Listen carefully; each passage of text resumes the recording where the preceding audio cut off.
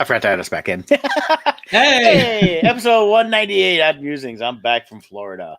that's right. Hey, and guess Welcome what? It's warm back. up here too. Yeah, We got 72-degree days today, and got home and it's been 60s and to a couple little 70s, and been really nice for a March in Michigan. Really enjoying yes, that. So, of course, I had 85 and sun every day down in Florida. It was nice. So very they're getting nice. rain now. They were getting it cooled off after we left, and they were getting like 70s and rain. So I hit it just right, and got to hang out at Universal and do some of the Mardi Gras there, and had a lot of fun. So Very and good. so did Connie, the Comic-Con mom. So So, when did you get back? I got back Thursday. We Thursday. left Sunday afternoon. So you've been And home 6 days now. yes. Okay. So, I remember 5. so each was, of us traveled out of the state, and we survived COVID. We are both past the period because it's in a 5-day period. Something like that. I don't know. All I gotta say is, in terms of people worrying, like, oh my God, you went to Florida and all they're seeing is stuff from South Beach. I'm going, that's South Beach, and that I almost guarantee a lot of that is the locals, because the colleges are pretty much all done doing spring breaks, because they all are getting ready to finish up their last month here. So they've been done for a couple weeks here, but. A lot last week was a lot of Florida spring break. This week is a few of the counties. Well, now coming up is the high school spring breaks. Well, actually, down there, that was their high school spring breaks last week. No, but I mean, up here, Michigan spring breaks are about to start. So all those Michiganders are going to go down to Florida. And well, I know there's some this week because I know of a couple of people, but majority are going to be like next week and the week after. Next week, so the week before and the week after Easter, depending on where they fall. Yep. I think actually a lot of people in Michigan, though, there'll be some to Florida in that, but I think a lot of them are actually going to go up north if we're keeping good weather in that. So there's Kevin Miner. Howdy, Kevin. So but I gotta say this, people that worry, like, oh my God, you're gonna go down there and you're gonna catch COVID and come back and kill it, grandma. Guess what? I was at Universal the whole time. They keep everything very cleaner than it's ever been. Right. And it's outside. And for those that say the masks are what help, everyone was wearing masks. Anybody that their mask dropped, there was always a team member to say, hey, you got to fix your mask. And I never saw anybody giving any crap. I mean, and it was a packed park. So, well, I went to Vegas. I survived. I wore a mask, but I always wore it beneath my nose and mouth. I didn't give a crap. On the plane, 80% of the time I had it below. And just if you saw the stewardess walk by, you pulled it up. Then when they walked past, you pull it back down. I was fine. And I'm still here. I left mine on the whole time, and what it was is, but when it was on, I didn't care. Had enough air blowing on me, and I'm watching a movie. And heck, I slept half the way home because we left so early. So but the good news is we're both healthy. We're both here. Yep. We're both ready to give a excellent show today. We're going to be talking the Zack Snyder Justice League cut, and also Falcon and Winter Soldier came out also. So episode 1. So I'm excited to talk about that. And after we do the ad reads, you and I haven't really talked about the end of WandaVision. We should give us a quick summary. Good idea. So we'll talk a little bit of that too. But I'm going to start us off here with Loringer Family Chiropractic, located in Belleville, Michigan, and Dexter, Michigan. And at Loringer Family Chiropractic Center, PC, they take great pride in providing the finest chiropractic care to each and every patient, offering on-site digital x-rays, massage therapy, orthotics by foot levelers, young living essential oils, aromatherapy, full line of vitamins, all in a family-oriented environment. Give them a call, 734-697-4244. Visit them online at LoringerFamilyChiropractic.com. What you're looking at there is the Facebook page, and you can find them at Loringer Family Chiro, so you can find them and like their page. You can contact them through there. You even got a call now button if you're on your phone, and there's the number 734-697-4244, and just let them know, say, hey, I'm interested in chiropractic. If you're in southeastern Michigan, definitely check them out. I highly recommend it. I was there yesterday. I hadn't been there in a couple of weeks, and I felt much better after getting adjusted, just because after a couple of plane rides, riding tons of thrill rides and things like that, of course, I was a little stiff and sore. And then I worked all weekend. I got home on Thursday. Thursday was my rest day, and then which I feel like I didn't rest, and I got up and started working on Friday and worked through the Monday. So very good. Got to pay for that trip somehow. Right? Yeah. Awesome. And then our other great sponsor is Team Titans of Real Estate. Why? Because you matter. Jill and I are while we never, we constantly use the latest in tools and technologies to maximize your home buying experience, but we never forget that at the end of the day, this is still a people business, and we always put our relationships with you as our number one priority. A lot going on in the market right now. If you're a buyer, in this area, everything's overpriced because the competition is so crazy. And to get a house, you have to overbid 10, 20, sometimes $30,000. You have to guarantee $30,000 appraisals, all these different things. And one of the big concern buyers have is, this is all well and good for now, but what if the market shifts? Am I going to be underwater on my house and all this? Well, I'm here to tell you this. Right now, we got a new listing coming on. She's out there right now taking the photos, getting the paper signed. It's going to go live this Friday. If you're willing to do the work and do the updates yourself, we have a great home coming on the market. It's going to be, I believe, $230,000, I think, is the listing price. It's a ranch in Shelby Township. According to the comps, it'll be worth about $330,000 fully fixed up. It's solid foundation, solid structure. There's no leaks or anything like that. So it's all cosmetic.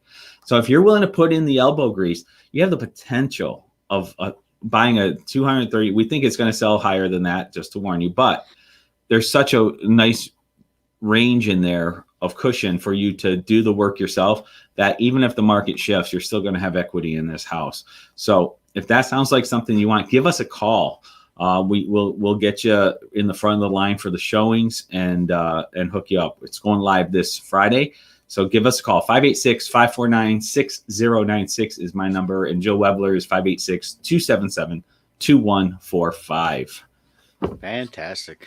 Yeah, the market's still nuts. I've got a friend of mine says she's hoping to find out in the next few days if she's got this house that she's bid on. And I think they did the inspection. I think it's more of just closing on the mortgage side. As Typically, once you get to that point, it's usually smooth sailing. However, with COVID, sometimes, unfortunately, it can be a shaky job environment for some people. Yep. So, so we have seen deals, unfortunately, come apart at the late stage in the game where before you were like at 98% certainty would close. But it's not like it was a year ago. A year ago, we were just beginning all this. Layoffs were starting, shutdowns were starting. We saw a lot of deals get dragged out 2-3 months in the hopes that people's income would normalize, and then the deal falls apart at the end. Yeah. I haven't seen that lately, so that's good. So hopefully that means people's work situations have stabilized as well. Oh, good. I hope so. And I know it's just, people are really looking because I see houses every day go up, and a couple of days later, pending, sold signs go on. Yeah, we used to put up the traditional real estate post, the big wooden post with the crossbar, right? You hang the sign. But the thing is, that would take like 48 hours to get hung. The house would be sold before the sign even went up. So we bought a whole bunch of signs that we put in the yard ourselves because it's sold before the sign's up. So we go out there, put the sign out right away. And so there's a sign. Yeah. But also, for those who don't know, our gracious governor has now allowed us to do open houses. So we are allowed to do that again. Not sure. We love open houses at Team Titans. That's our bread and butter. We love doing open houses. But with how fast things are going, I don't even know if it's even worth doing an open house. Just because I think if we held an open house, when it goes live, here's an example. We had a client make an offer or wanting to see a house. It was on the market 2 days. We scheduled the showing for a few hours later. I get a notice from the agent. They had already had 76 showings in 2 days and 12 offers in hand. And they're like, just so you know, we're ending the bidding process in 1 more hour. So if your client wants to make an offer without seeing it, they can, but otherwise we're shutting it down in an hour. So it's like, but 76 showings in 48 hours. That just shows what kind of pent up demand there is. Well, everybody's getting their stimulus checks and they're like, right. I got to get me a house. Yeah, exactly. So like I said, that house that's coming up, if you want a house that has equity potential and you're willing to do the sweat equity yourself, give us a call. We'll get you in the front of the line to see this one that's going live on Friday. Fantastic. So a lot of cool stuff. I was going to ask you, do you have Hulu? I know you have Disney Plus. I don't have Hulu. Okay. I just finally got HBO Max. I've had the capability of getting it forever. It's just I haven't really wanted to. And we'll get into it later. But with Zack Snyder's thing, with the sheer volume, I had zero intention of watching it, but the sheer volume of positive comments, I'm like, you know what? I'm going to go activate my HBO Max. So I did, and I'll watch it. But we'll talk about that later. Yeah. So what about Hulu? Well, I have Hulu because I have the package, the Disney package, which actually I get included in my Verizon cell phone deal. And actually, I wanted it anyways, and with my Verizon deal, it's actually cheaper to have that than it was the other plan I was on with them. And I just get all my unlimited phone privileges and stuff like that. But I watched a movie the other night, and it's got Mel Gibson, and it's called Boss Level. It's a Groundhog's Day movie, which there's a lot of those popping up now because I think it's just. I noticed that some of these newer movies they're announcing, it seems like every 10th one is now a Groundhog's Day one. There was a Million Little Things that was on Amazon. It was really good, stuff like that. But it's kind of like people repeating the same day over and over. The nice thing about that is you really only have to write a 20-minute movie. If you don't want to do 2 hours of slow motion to create a movie, you can do a time travel movie like this, where you just write a 20-minute movie, and turn it into 2 hours. Yeah. Well, I always enjoy these time travel. I like these myself too, and you kind of know what's going on. There's a few twist stories. I'm not going to give away anything on this. This is a non-spoiler review, but it's a lot of action. So there's constantly stuff going on. And it's got a mix of it's got the Groundhog's Day element of the same day over and over again. It felt a little kind of video game-ish in some ways, with the kind of action and fun stuff like that. It's just got a lot of fun action, and Mel Gibson's got a smaller part in it, but he's in it at different points throughout the whole thing. And his character has a kind of a key role, and it's got a lot of good people in it. Frank Grillo is the main guy in it, and he stars in it. And I had to look him up because I was like, I know him, and he was in MCU. I forget the villain he played, but if you look him up, you'll see him on that. But he's 55. Dude is just fit and ripped. He looks like he's 35, and he definitely looks like he did a fair amount of his own stunts and stuff like that. But I definitely recommend you check that out. It's a lot of fun. I was trying to think of the actor things. Frank Grillo. Frank Grillo. Yep. He's good. He's in Captain America, Winter Soldier. He's the one that becomes Crossbones. Right. And takes on Captain America. Yep. Naomi Watts is in it. Nice. And then a couple of bit parts. You have Ken Jeong plays a chef in it, and he's kind of funny in that. The one guy though, Will Sasso, plays Brett. Yes, spelled the correct way, Brett. He played, and I knew him. I had to look him up. He was in Happy Gilmore, but I knew him from the film reboot of The Three Stooges. He played Curly. Oh, okay. And then he's popped on a bunch of other stuff. He's been around for a long time. Stuff like that. So it's got a good cast, a lot of fun, a lot of action, and the twist at the end was kind of interesting. I thought at first there was one thing, when all these movies are always trying to figure out what they have to do to kind of get through the day, what's going to allow them to continue on. Right. And there was one little bit, and I thought it was okay, felt a little sappy in some ways, but it wasn't bad. I mean, it wasn't bad sap. It was just, it's okay, they're going to kind of go this route, but they changed it up a little bit. Rob Gronkowski is in this. He's got a small part. Nice. So, and he's fun. So Michelle Yeoh, and then a bunch of other people. So it's just. Now, I didn't realize Roger Ebert is still giving reviews, even though he's been passed for a few years.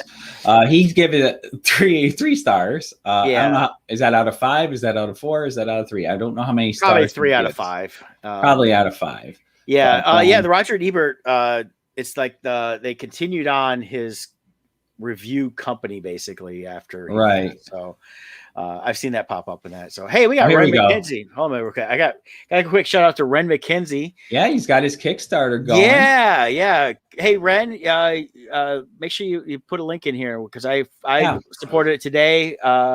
Ren of course left and fled the great state of Ohio smart man. And he moved to, I believe, Virginia, which I do love that area. So yeah. So Ren, glad to see you popping around, man. Check out Ren's Kickstarter. It's called what's the name of the Kickstarter? It's called Ren.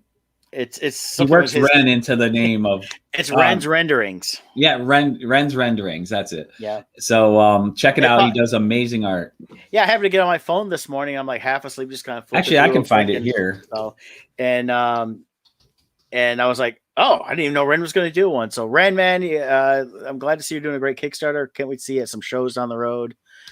And maybe we'll have to have you join us on here sometime and talk about your Kickstarter experience, because we've been doing quite a few with Bardstone here. So yeah, definitely we could. And I believe this is his first one that he's done. So it looks like it's already funded too. Yes. Yep. Funded quickly, which is nice. Ren's Renderings. Yep. So Renderings with Ren Volume 1. Here it is. Yep. I'm going to share the screen here so people can see it. It's a good sized book. It's going to have a lot of pages. Yeah. It's funny, as artists like Ren, we've known him for a long time. He's been on he's a seasoned veteran of the Comic-Con circuit. And there we go. Let's get this up on the screen. Ad. Renderings with Ren Volume 1.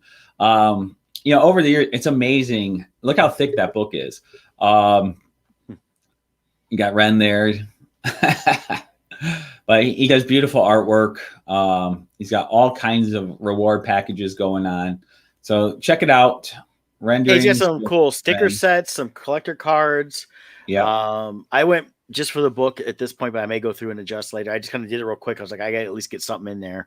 Yeah. And some of the rewards are getting actual sketches done by him too. And look at, this is beautiful sketch cover work here. This Harley Quinn with a Jason mask. Love it. He's got. I've loved Ren's artwork I don't even know how long I've known you, Ren, but we've known a long time. And I got to really know Ren, and Mom loves him too. We were next to each other a few years back in Grand Rapids for the summer thing they tried to do with the Grand Rapids Comic-Con. And because it wasn't busy at all, we had a ton of time to talk. He had brought his son and his wife with him, and great people. Enjoyed that. I've admired his work for years. Just love the style he does. And, and always just a fantastic person, and just one of the best artists out there in Artist Alley. So it's always been great to see him. I'm glad to see he's doing a book now and getting his artwork out there for everybody to see. That's right here. I'm copying the link here, and I'll post it here. Paste. That should, hopefully I copied it right. There it is. So yeah, just check it out, guys. I think you'll really enjoy it. It's a lot of fun. Yeah, beautiful art. You won't regret it. Awesome. Yeah, and if you want to come on and talk about this, Ren, maybe we can pop on next week or the week after or something and talk about your art. Yeah, get a hold of us, Ren. Just message us through Facebook, either personally or through Odd Musings. We'll get you on here. Yeah. So, all right. So should we dive into it? Well, good news, bad news. Which do we start? Let's do the quick WandaVision wrap up. WandaVision, talked about that. Although I kind of talked about it last week a little bit with 2 weeks ago with Kevin, and then last week I'm not sure if I didn't get a chance to watch the episode with you and Jill, but I know you guys were going to do some real estate stuff and things like that. But I love the ending of WandaVision. I think it's just such a great setup to what's going on. I just kind of wanted to get your take on it. So I really enjoyed it. There were all kinds of theories going on. One of the issues I have is things that I thought I didn't realize the connection between the showrunner, I believe it was. He was involved with the Captain Marvel movie. Mm-hmm. And Captain Marvel is one of my least favorites. So I now understand why he's kind of like a Ryan Johnson type as far as not caring about certain things. So like teasing the whole X-Men link and multiverse, I didn't care for that, but I was fine with it. I think he was trying. They disregarded the importance of that link, I think, to the fans. They also, throughout the whole thing, they kept. At the end, it was like, oh, fanboys aren't happy that these theories didn't happen. But the problem is Marvel from the start set it up to be like, look at all these Easter eggs and they made it into an Easter egg hunt for fans. So yes, it made us believe these had meaning. But like I said, so that part disappointed me. However, I thoroughly enjoyed the series. I had a lot of fun with it. I personally was fine with the ending and the way it all went. I think we are setting up something where to go into the Doctor Strange movie. I think that's where all of this is leading into, but we'll see. But well, I mean, the thing what I liked about it was we got to see the development of a character, Wanda, who became the Scarlet Witch, and we've always referenced her that she was never referenced that before. Right. You know, you and I talked about it with Agnes doing it, and now that she has kind of vanquished Agnes for now, she's not vanquished. She's just locked down in that town as a regular person. I'm sure she's going to be back. I like the ending where we see her learning and studying and understanding. And so now we're going to truly see the powerful Scarlet Witch we know from the comics come out and tying into it the Doctor Strange, you know, the multiverse of madness, I believe it's called, or something like that. Yeah, I think that's it. Is going to be very interesting on that. So I really enjoyed it. And it's funny how many people I saw going, if all they do is tie it into Doctor Strange being mad, I'm like, no, it's what it's meant to do. This was never meant to be this standalone answer all questions series. And right, it's part really the beauty of the Disney Plus series is, you know, with movies you only have a limited time to tell a story, and it's hard to do really good setup in a movie because it's so limited. The Disney series for Marvel can be the connecting points now between the dots. Well, we essentially got, even though we already knew the character from other movies, we essentially got a good Wanda / Scarlet Witch origin story. It was also a great brought her back. It was a great story. When you go back and look at it, they do cover all the stages of grief throughout the series. Wanda goes through every single stage, and they did a good job with that. The part I was confused about at the end, though, was the White Vision. And once the realization is that I believe the conclusion they came to is the White Vision is the true Vision. Why didn't White Vision then go to Scarlet Witch and they end up together at the end? That's like, where did he go? He just... Well, I think that's something we're going to see later on. But my theory is because she had created the Vision we saw in the show, and realistically, he couldn't exist outside of her controlling that bubble. And he knew that, and she made him almost self-aware in a lot of ways. And when he transferred all his memories into the White Vision. Well, the White Vision had programming of one way, but then he got all these memories. So I think a lot of him disappearing and not going to Wanda's is he's not fully the other Vision with those memories. He's now has to process that, and basically in the computer side of him is processing every bit of that and going through it, and it's almost rewriting his entire basically genetic code of what he is. I thought it was a great job too, the conflict between the Vision we knew and the White Vision, and how they battled each other through logic. I thought that was really good. You know, because a physical battle would be kind of useless since they're exactly the same, it seemed like. So, you know, and with both of them being highly intelligent computers, a logic battle would seem to be the more logical outcome. So I really like the way they handled that. But overall, WandaVision as a series, I thoroughly enjoyed it. It's a series I would go back and rewatch, maybe parts of it, but I probably won't revisit it, I don't think. But I really enjoyed it. It's definitely worth a one-time viewing for sure.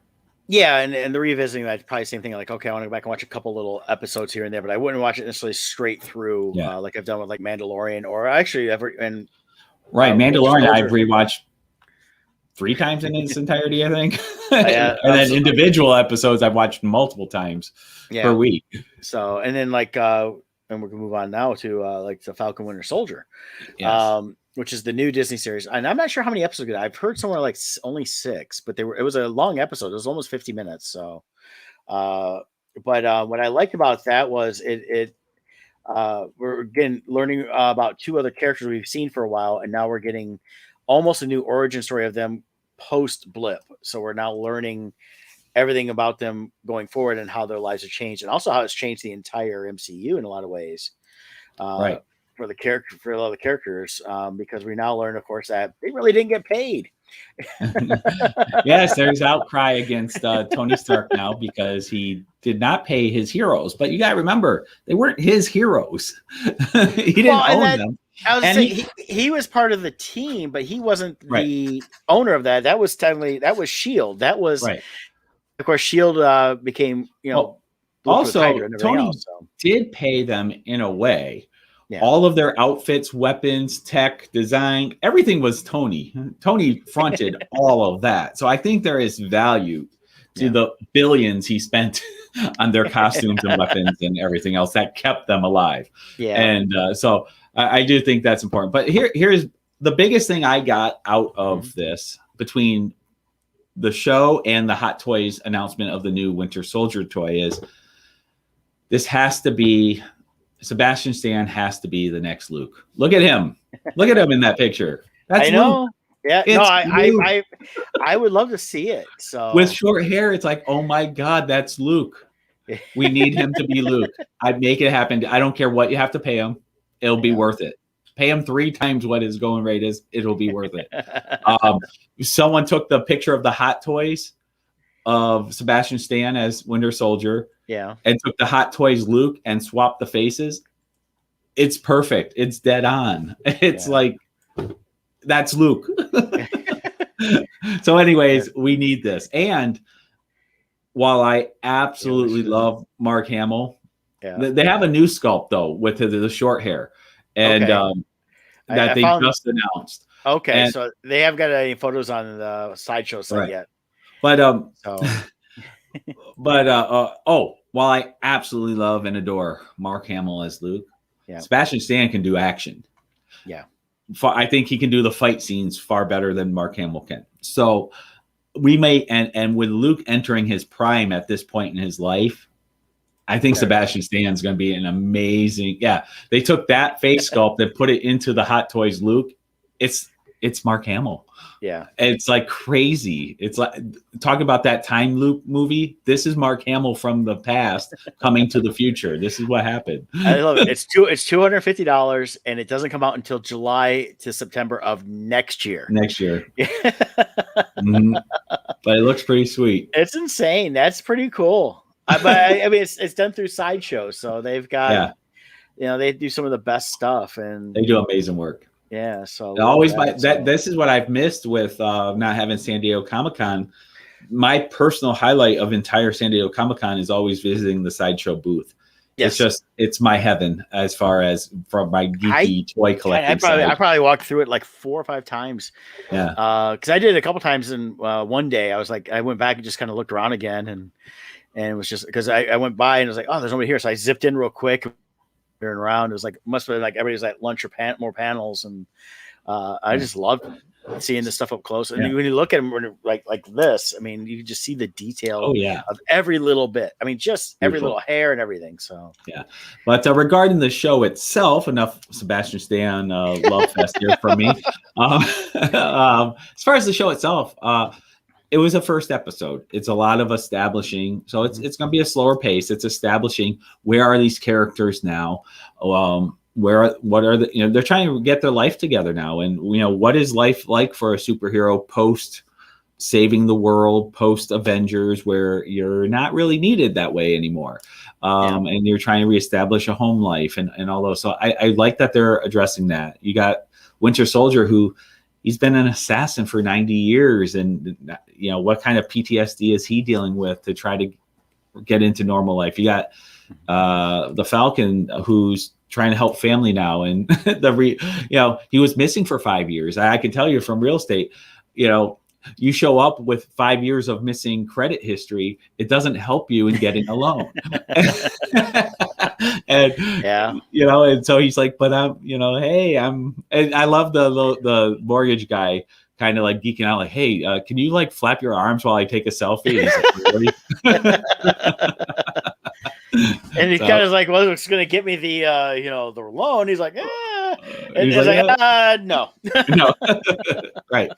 So I really enjoy it, but but even though it was mostly a setup, they had some great action scenes. Yes.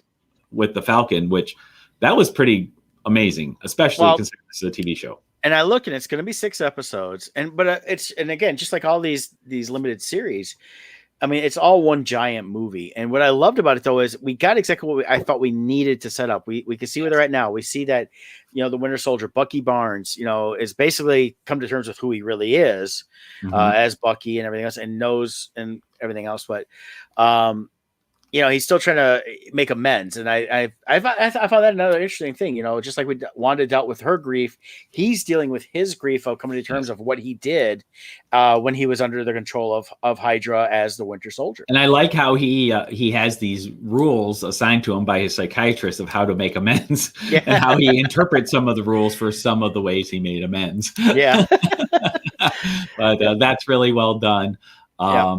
And then, of course, like I said, we dealt with the family for the Falcon. And this is what we're also getting to is we already knew Bucky Barnes' backstory. Right. We met Bucky in Captain America, the first Avenger. So we got to see that. Now we got to see the Falcon and see where he came from. Because our introduction to him was he was running and he kept getting lapped by Captain America. Yeah, and then from there, the hero side of the Falcon.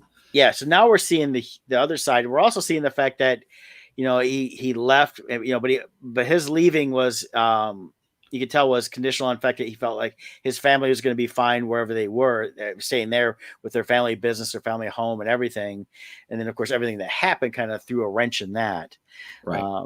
So that's all changed. So he's now come back to try to save his family, which is his sister and her, her kids, but it's because their parents are gone. And, so it's kind of interesting to see that. And now we're going to see as they move forward and what's going to happen from there.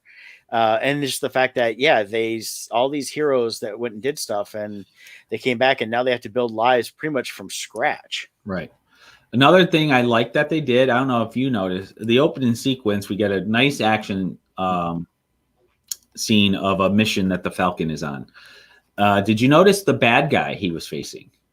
Yeah, he was in Captain America Winter Soldier and faced off against Captain America on the boat, the hijacked boat.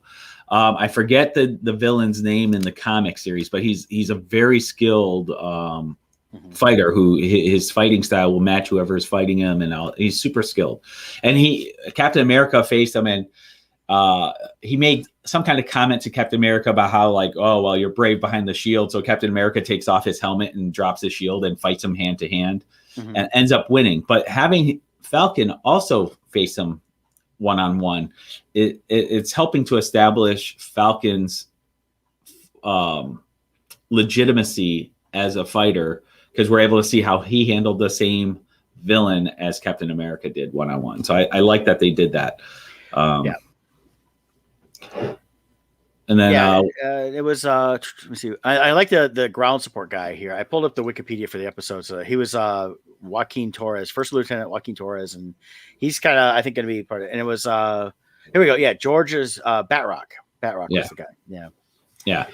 So he was in Captain America Winter Soldier. So it's nice that they're bringing in these, even though they were small characters then, it's these little details, bringing them into something that just helps to add to the continuity and its place in the grander universe that we know of the Marvel Cinematic Universe. So I still wish they would take the opportunity to use these Disney series to at least maybe incorporate the Agents of S.H.I.E.L.D. characters.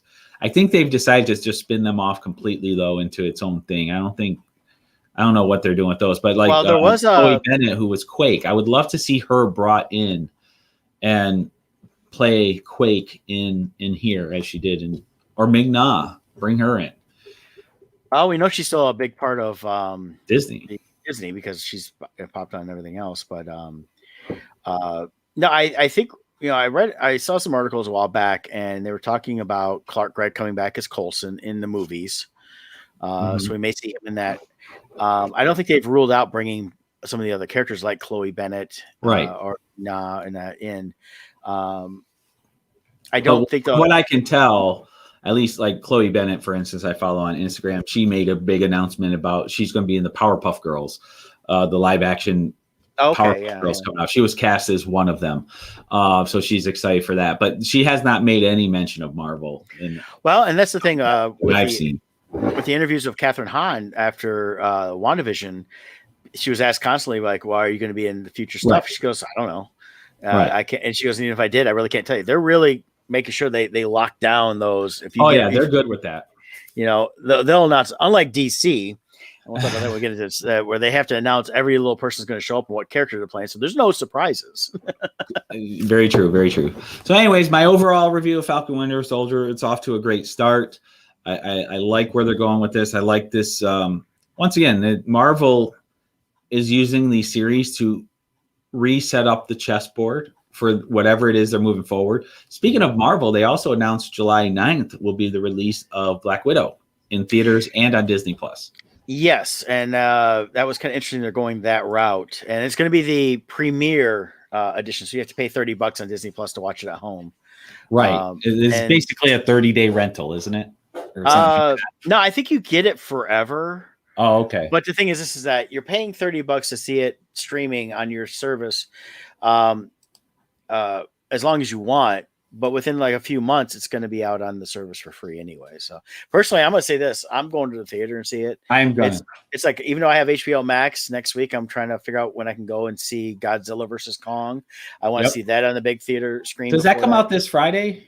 No, it's like next week, Tuesday, I think, or Tuesday or Wednesday, something like that. Yeah, so I'm definitely seeing that in the theater. That it's nice that you can watch, but it's a theater. I have zero desire to support movies that are being streamed at the same time at home. The theaters are an important part of our culture, our society, and we need to support that, I think. Yes, I agree on that.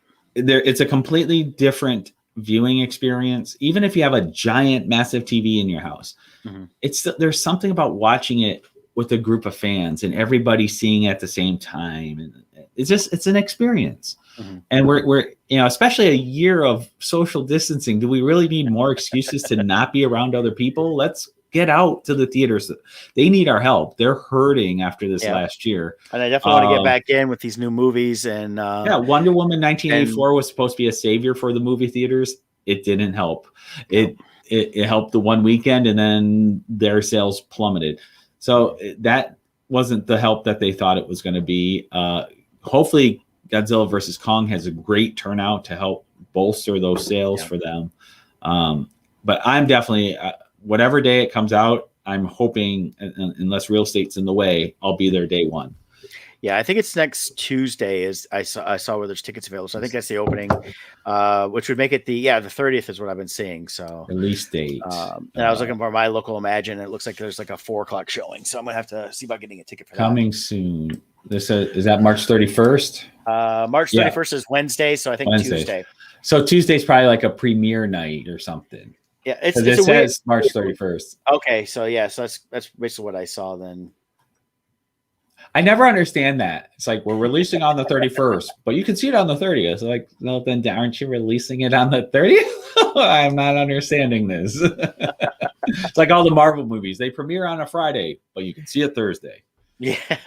Well, that's the way we used to be. It was before COVID. It was like, go and see everything that was right. Well, it used to be whatever the release date was.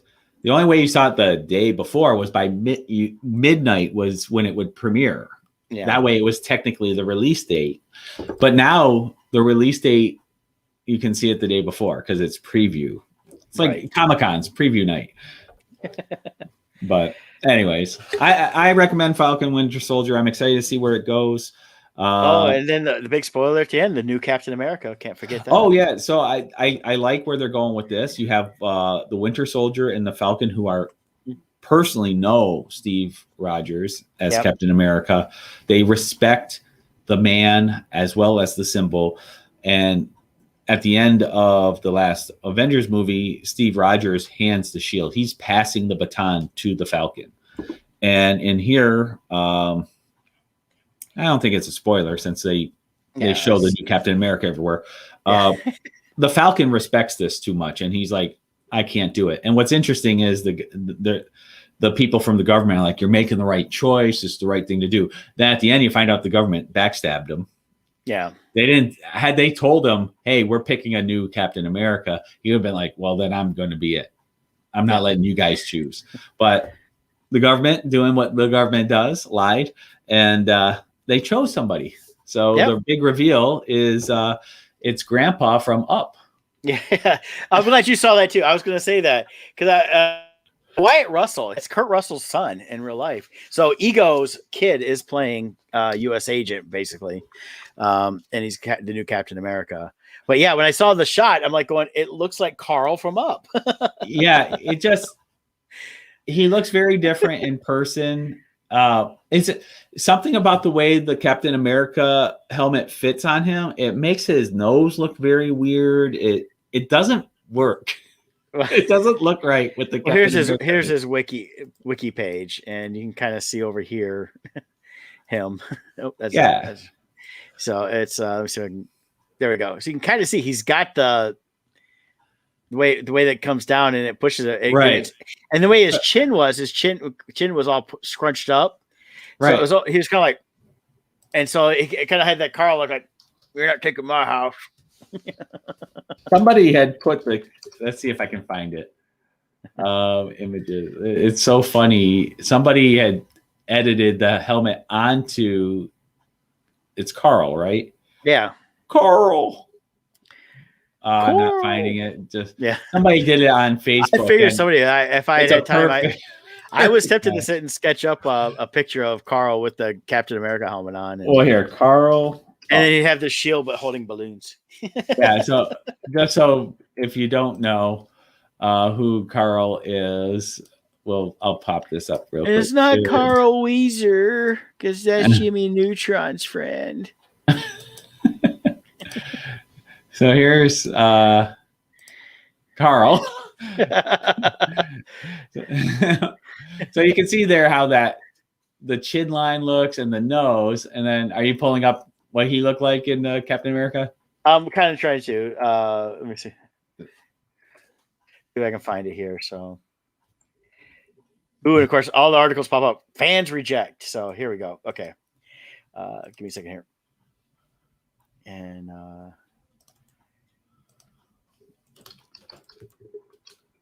I got it here. So here's. Yeah, that upper left corner. That one especially. Yeah. It just. Oh, there, the second row. Oh, go back. Scroll down. Oh, there it is. Okay. Yeah, there. So see that picture there on the right. Now click on the upper left. So you can see where it is. Yeah. So yeah. So and then this is him as the dude. Right. It just I think the way the shadows are from the helmet, it just changes the look a little. Oh yeah, no. First time I'm watching it, and I'm watching like at 5:30 in the morning before I go to work, and I'm like, why does he look like Carl from Up? I know, that was my first thought. I do like there was some changes to the outfit. Click over into that real quick again. Back to the stream. I like notice the star they incorporated the A into a star on the helmet. That was pretty cool. So now, did they say the name of this character? They did not, but everybody's saying he's U.S. agent. He's going to be right. In the comic series, now that was after in the comics, Captain America was assassinated, and U.S. Agent came about as the replacement for Steve Rogers at that point. Am I wrong, or am I getting the timeline wrong? Or was that a different? No, that was earlier, way before they assassinated Captain America. They tried replacing Steve Rogers. Yeah. Steve Rogers retired or something, and U.S. Agent became the new Captain America, and then Steve Rogers became the Patriot. Is that correct? The Patriot was the black, red, and white. I think it's so long ago. Yeah, it's. But anyways, all I'm getting at is in the comics there was a character who replaces Captain America. It doesn't work out as well as people hoped. He doesn't quite have the ethics that Steve Rogers had. Well, and that's gonna be the whole thing behind him and I like that they're doing this because he's playing John Walker, who is the U.S. agent. Okay. And I think what's going to eventually happen through this series is we're going to get a new Captain America, and they're hinting at it's going to be the Falcon, as much because he's showing the his respect for the Shield, respect for Steve Rogers.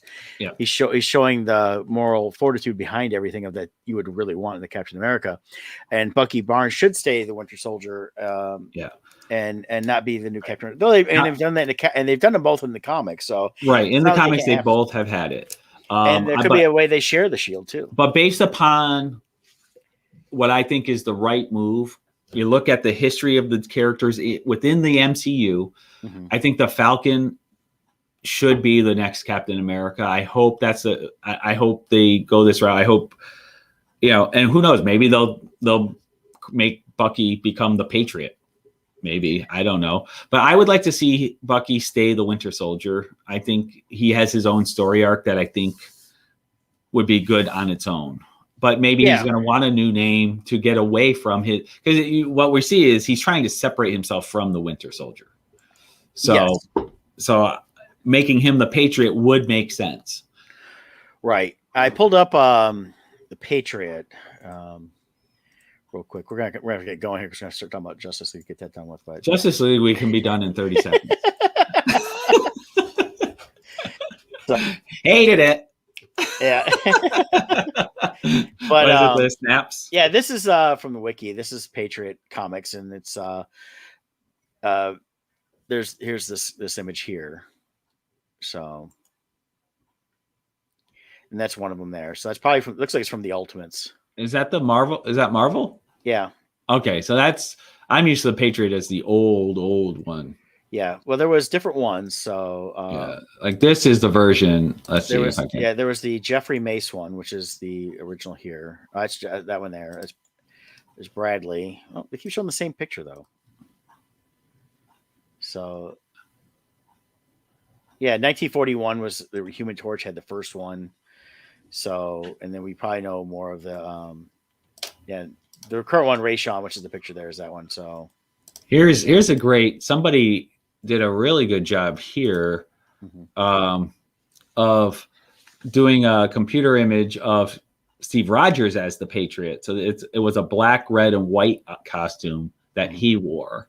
That's Chris Evans as the Patriot. Somebody's imagined vision of it, but that's a pretty good one. Yeah, but that's the costume I remember. But yeah, anyways. Well, and it's also there's Ren's chime in that new Cap is terrible. I agree, but I think that's on purpose. I don't think they want us to love the new Cap. And then we got here Winter Soldier has so many layers that make him cool. I agree. I think he's a very. They can do a lot of exploration of his character and storylines through his background. It's a very complicated background. I mean, here's the thing from the comics: they could be going this route for Falcon. He could become Patriot, and part of the reason is I'm not referencing the fact that the character is African American here, but look at the shield, and they made a good point to stay on the motorcycle with that style shield when they were looking at all the memorabilia stuff. And with the way he uses his wings, the wings form a shield that look like that. How he disconnects his wings. So and he's got the goggles over his eyes, which Falcon wears. So it could be Falcon creates the Patriot persona to counteract the current Cap. And then at the end of the series, he is Cap. Yeah. Or when it moves on, he's still not Cap, but we'll see that through some of the movies. And maybe Captain America, the new Cap, they will, he'll do what he does. And as based on the history. Now, here's what they could do too. Yeah. You could use the new Cap to tie in the storyline, how Captain America was with Hydra. You could make this new Cap being part of Hydra that brings back Hydra. So could do something like that. Who knows? I think he's gonna become U.S. agent. So yeah, I think so too. And I think what it is, and I don't know if we're gonna see that in the next 5 episodes, but I think it's stuff that they're still just setting up as we go on. But here's a good, and this will be the last one I share on this. Here's a good someone did showing both together of the new Cap and then that, so, and how the stripes, things like that. So click on that image below it in the center. And one more over. Okay. Oh. Hold on. Anyways, my point was they show Baron Zemo or whatever his name is. He is in the center. There we go. So he was in he's going to be a villain in the series this year too. And he was in Winter Soldier, and he was the one that was trying to break up the team by getting he was the one that exposed that Winter Soldier I should say Civil War, Captain America Civil War. He was the villain in that one. So they're bringing him back as well. And he was playing a psychological warfare against the Avengers to break them up. So I like that they're bringing him back as well. Yeah, I'm glad that a lot of these characters they set up that were, again, smaller villains or even heroes, whatever, we're going to see a lot more of and get them fleshed out, just like they did in the comics over the years. The people are never truly gone in comic world. So, and if you need proof of that, read my book, The Expendables.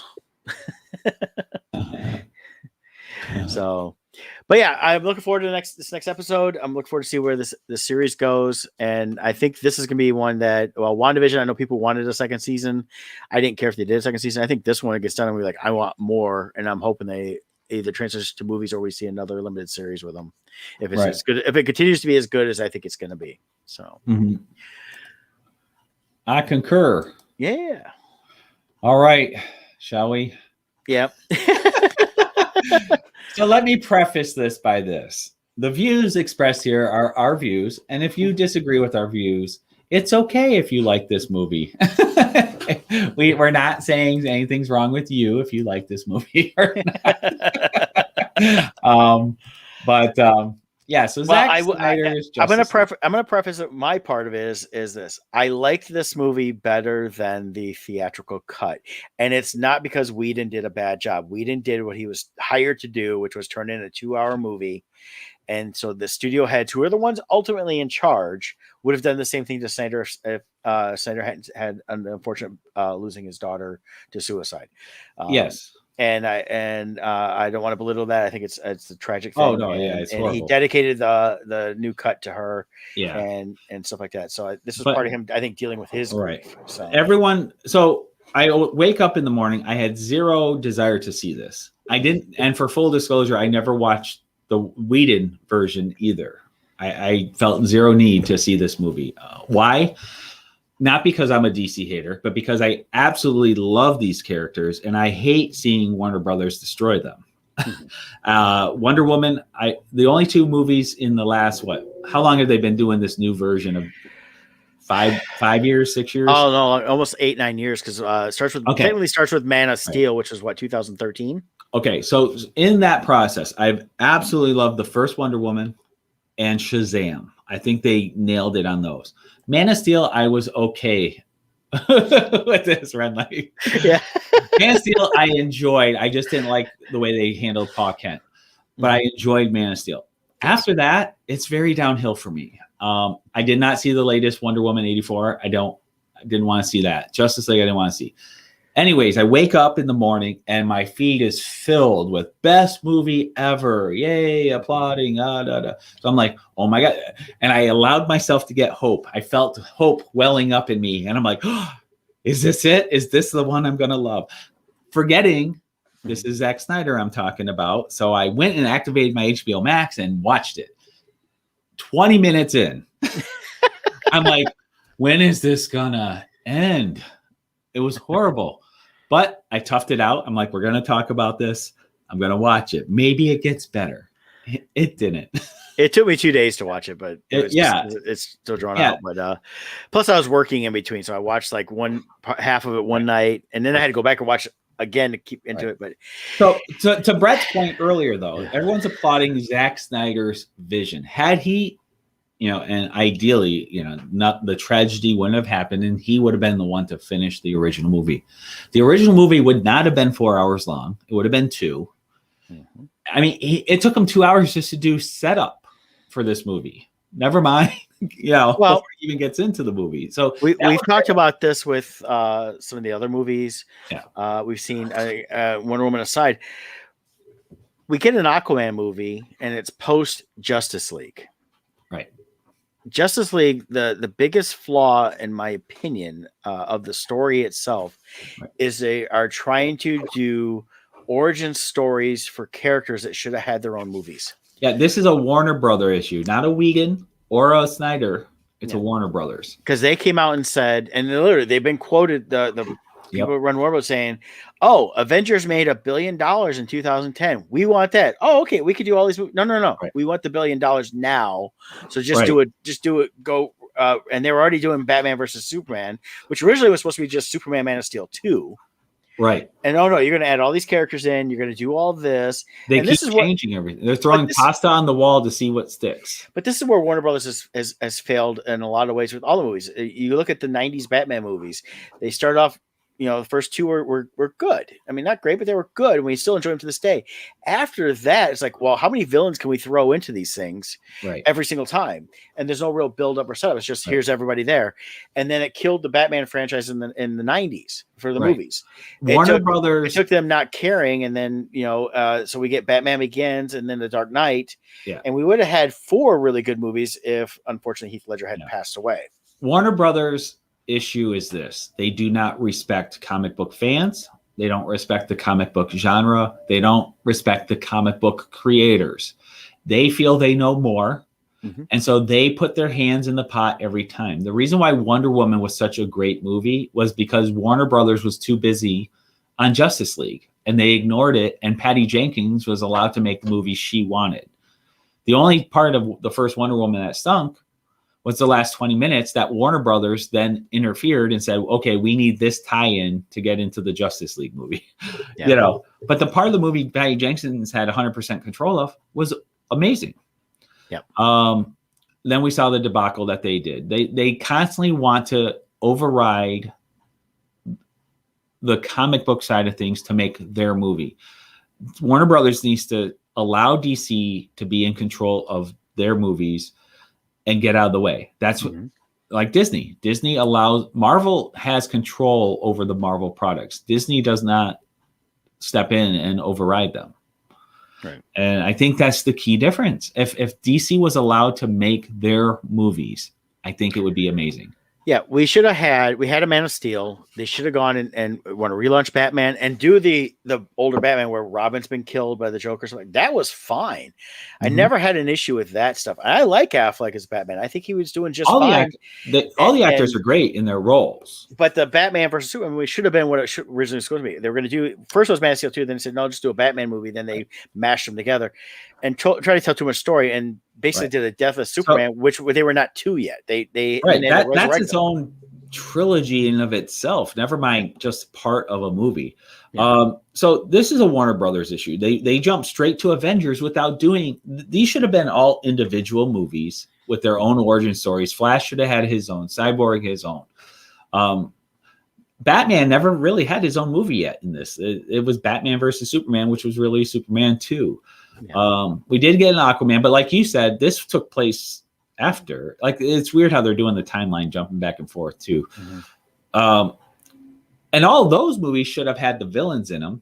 Yeah, get captured, and then down the road we have Suicide Squad, where those villains, now that we know who they are, come together as Suicide Squad. But they didn't do that either. They keep jamming everything together and forcing it. That's the problem. Whereas Marvel was very methodical, and they what was it, 23 movies or something that they released to create their story arc. That's the difference there. So I blame Warner Brothers first and foremost. Right. Then we have the Snyder issue. Snyder is a wonderful cinematographer. He's great at creating these slow motion still shots. He's great at that, but he sucks at all the dots. He does beautiful. He paints these beautiful dots. He's like a storyboard artist. He creates the key sequences, but he has no idea how to create the in-between sequences, how to connect the dot. And this movie was really, I felt like, somebody else wrote this review, actually. It wasn't my original, but once I read it, I'm like, that's exactly it. This was a 4-hour-long trailer hyping up another movie. It's like I felt like I got all the main points. Was that the Claremont review? No, but Claremont ripped it apart, which I think rightfully so. A friend of mine, I won't name him, he's like, that's obviously somebody who doesn't read comics. I'm like, do you know who Chris Claremont is? He may not read them, but he wrote half of them. Yeah. So anyway, I was like, for the last 45 years, he created some of the best storytelling in the comic genre. I guess and he wrote stuff outside of it too. He wrote novels too. So. I think Snyder should not be allowed to direct movies. I think he has great input into movies. I think he creates great scenes, but you need somebody who knows how to tell a story. And I just don't feel he knows how to tell a story. No, and that's been his problem, I think, along the way. Plus, he wants to. He comes in as a fanboy in a lot of ways, because he's like, "Here's all this cool stuff I want to do." Yeah. So he takes a million cool things, throws it in there, and we have to do them all. It's like, no, if you space them out and told the story, it's like I'm watching this movie, going, "Okay, you have 6 parts here," because originally we were going to do a mini series with it, and then they said, "I just release the whole thing, be done." But it's like I'm looking at this, going, "Okay, here's that." And that's where the trailer aspect really works. Here's this first segment. That should have been part of its own movie to really explore more of these characters. The whole bit with, I like to say we learn more about Cyborg in this. I enjoyed that part of it, but realistically should have been its own movie or part of one of the other movies tied into that. That's what they dealt with, was that not trying to build up to this and not everything leading around Steppenwolf trying to get these boxes to bring back Darkseid, a la Thanos, getting the ring, getting the gems and all that. And that's what I really felt like that was, I'm watching all this new stuff going, okay, they watched Endgame and Infinity War and said, okay, we'll just tie elements from that in. Yeah. And that's our reason for bringing him back. To be fair to DC and Warner Brothers and Snyder, Darkseid and Thanos are ripoffs of each other. A lot of the elements are ripoffs of each other from the comic books. So there is a lot of duplication. The problem is DC missed the boat. Really, had they come out with this story prior, then maybe it wouldn't be viewed that way. Maybe people would have saw Thanos as more of the ripoff. But the fact is, Marvel spent a decade building up Thanos, building up the gauntlet, building up all these things, making this journey, and you get the result, and it was so satisfying. Yeah. Then this comes out, and it just felt cobbled together. It just felt forced.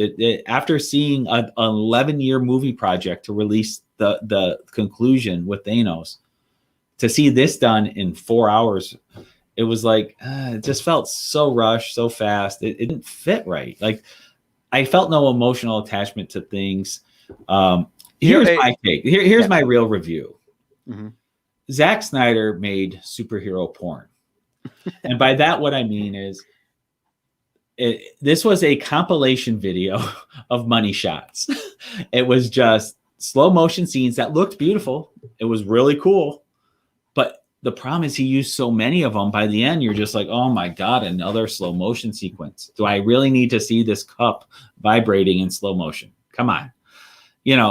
And I just felt like it was this montage.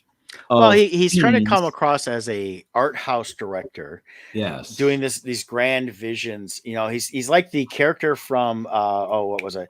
Late '90s. It was the one where Kevin Spacey was the guy next door, and he ends up killing the guy who thought he was gay or whatever. But you probably remember what I'm talking about. So 1999. But basically, there was this kid the main kid in it. One of the kids, he was like to take pictures and video or whatever. And he's like a video of a bag, it's supposed to be this grand art type thing. And that's what I felt here. And actually, a lot of ways what I feel is he wants to be this art house director. But then what he gave us 5 issue ones of comics, 5 different comic series in a graphic novel. And the 6th one was the final issue of what would eventually have been a grand, crossover event. So we missed all the stuff in between that really would have made it more enjoyable. But here's all your number ones, and I finished it off for you. And you don't have to read anything else because I just told you the basic highlights. But it made you feel like there's a lot missing, and the characters never had any development. Right. Not to be fair to Snyder, once again, that's on Warner Brothers. I feel they're the ones that wanted to rush this into a full movie right away. They wanted the Avengers without all the setup. And realistically, they needed someone like a Favreau or Kevin Feige to come and say, look, I know you want that $1 billion movie to come out, but here's where I'm going to make you more money in the long run, and do this way and go from there. And I know I got people all the time. They go, I can't believe you don't like this movie. What's wrong with you people? And I see post comments all the time. And did you watch the same movies? When I see a lot of them, I'm like going, yeah, I did. And their story there sucks. And I got a lot of friends that I thought would like it actually posted. They didn't like it. Yeah. And that's the thing too. The wave of people, I think we got a bias effect going on here. And like I said, if you like this movie, good for you. I'm very happy for you that you enjoyed it. I'm a huge fan of these characters. I desperately want good movies of these characters. The new Superman on CW with Tyler Hoechlin playing Superman. I'm enjoying that. Superman's about hope and all this stuff. They just can't get him right. It's Cavill I love as Superman. I absolutely love him. He's perfect. But the writing is awful. I hate it. I don't know. Anyways, and like Batman, they're trying to turn. I don't know. Something was off with Batman in this. Like he kept talking about faith and stuff. I'm a faithful person, but that should have been Superman. Yeah, they've gotten some of the weird, the moral compasses of the characters reversed and changed in some of them.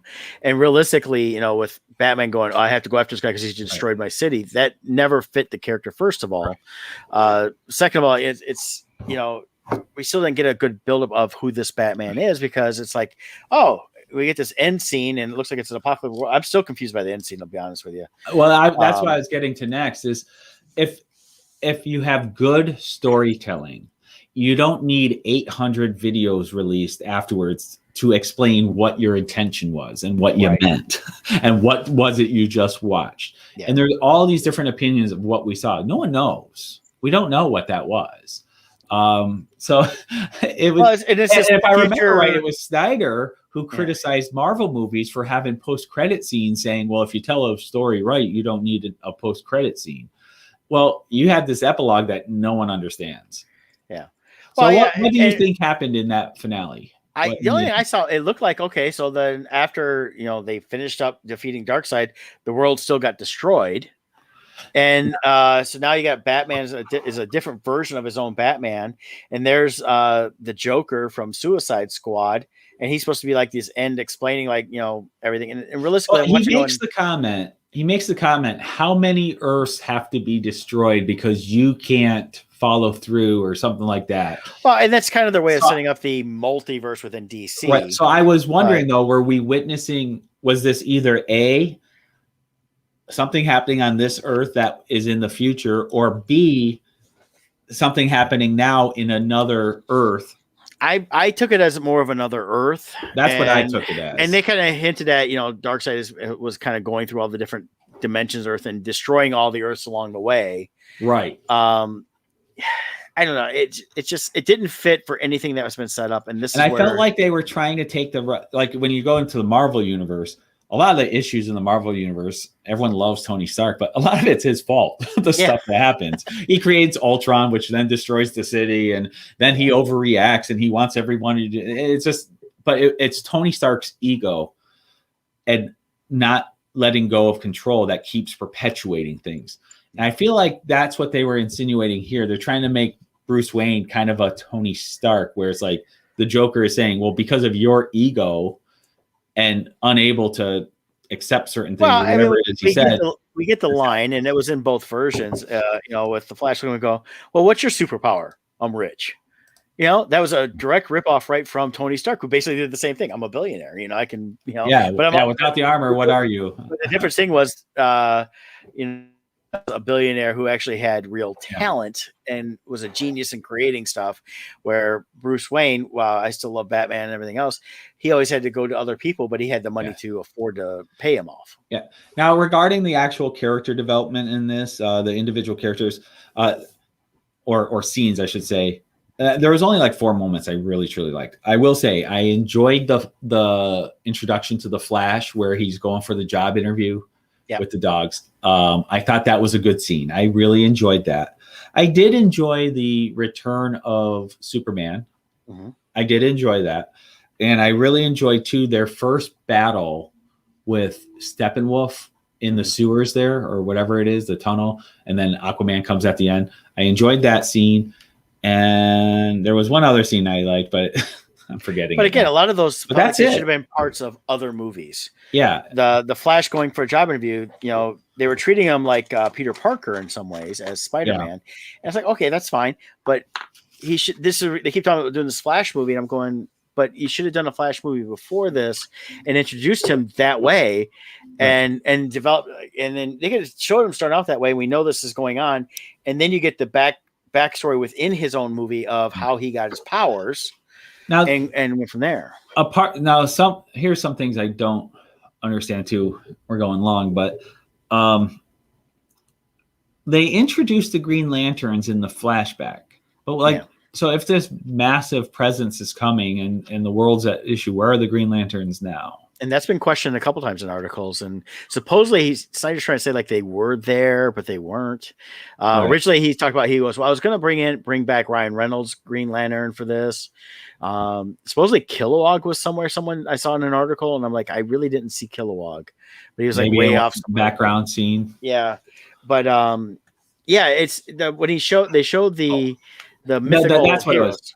Yeah. That battle, the flashback scene of the battle where you see the Zeus and them fighting. That's the fourth scene I really enjoyed. Yeah. Yeah, I enjoyed that whole bit too. That was really cool, and that was a great way to introduce Darkseid. Right. And they could have done something with that, and then let him bring him.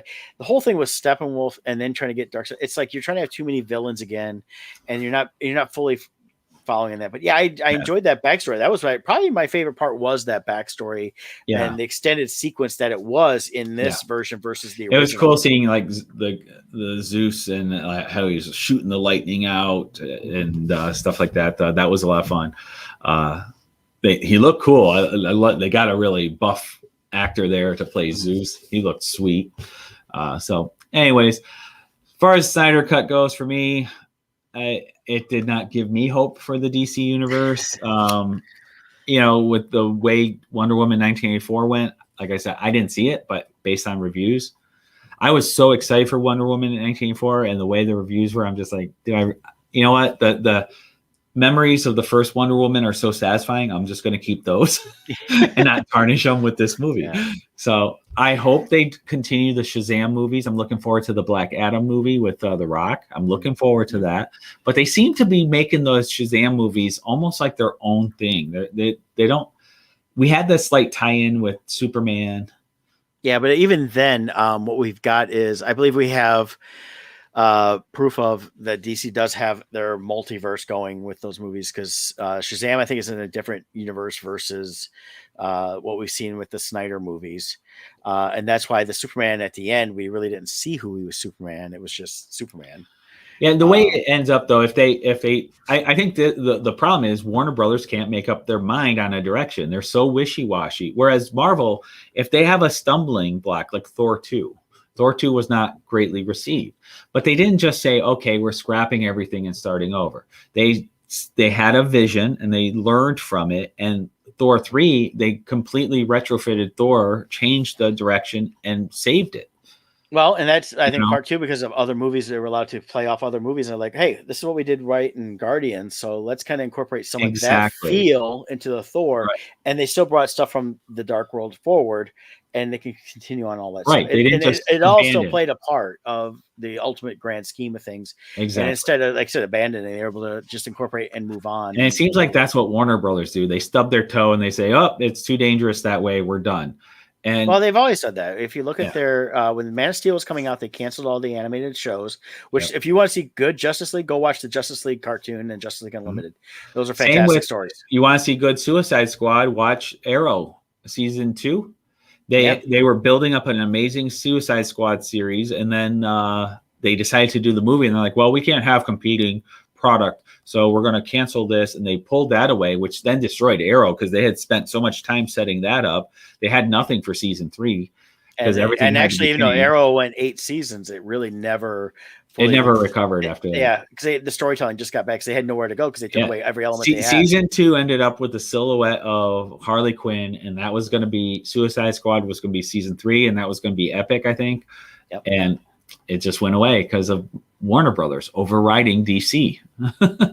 Anyways, we could go on and on, but So, but yeah, I tell people if you want to watch it, watch it. If you enjoy it, great. I've watched it once. I may go back and watch a couple images, sequences here and there, but I'll never really. Yeah, I would do like the scenes that I really like. If I have a desire for them, I'll just go on YouTube and find them, watch 5 minutes, and turn it off. Yeah, but yeah, I don't know. Oh well. It's over with. That was 16 hours of my life I'll never get back. I know it was 4, but it felt like 16. Yeah. Well, join us next week. And if you get a chance, check out the Kickstarter from Ren. We have it there on the screen for you to see, and it's in our comments. It's going to be a fun book to get. We have the books have been ordered for our Poe Macabre #2. And I just got files to start lettering the Crimson Shadows too. We'll have our new Kickstarter starting in 2 weeks. 2 weeks, so April 7th. So save your stimulus money. Yep. If you want to get a $1,400 reward package, let me know. I'll give you some special stuff in it, and to spend your stimulus money, we'll gladly accept it. Yeah. So, but definitely join us next week. We'll have another fun episode, and I'm not sure what we'll talk about. Probably a little Captain or Falcon Winter Soldier, and then whatever else fun comes up. That's right. Godzilla. We'll probably talk Godzilla and Kong. Yeah, as long as I get a chance to go see it. I'm going to try to go see it Tuesday. If there is a preview night on Tuesday, I'm going to try to see it. Brett's going to try to see it. If there's not, then we'll have to wait a week. To talk about it, but that'll be coming up too. We'll figure it out. You guys have a good one. See you next time.